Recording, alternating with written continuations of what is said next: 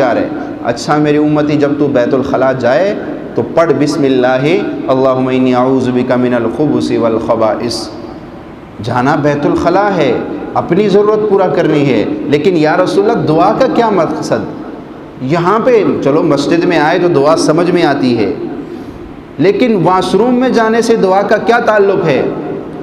Wash room میں تو زبانی ذکر بھی منع ہے کہ زبان سے آپ ذکر نہیں کر سکتے ہو، لیکن اللہ کے نبی ہمیں دعا بتا رہے ہیں۔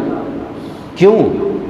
اللہ کے نبی کو وہ مخلوق نظر آ رہی تھی جو مجھے اور آپ کو نظر نہیں آتی، جو ہمارا غیبی نظام، جو ہمارے بخت کو، ہمارے نصیب کو، ہمارے مقدر کو بند کر سکتے ہیں، ہمارے رزق میں دخل اندازی کر سکتے ہیں، ہمارے معاملات میں دخل اندازی کر سکتے ہیں۔ اللہ کے نبی صلی اللہ علیہ وسلم نے ہمیں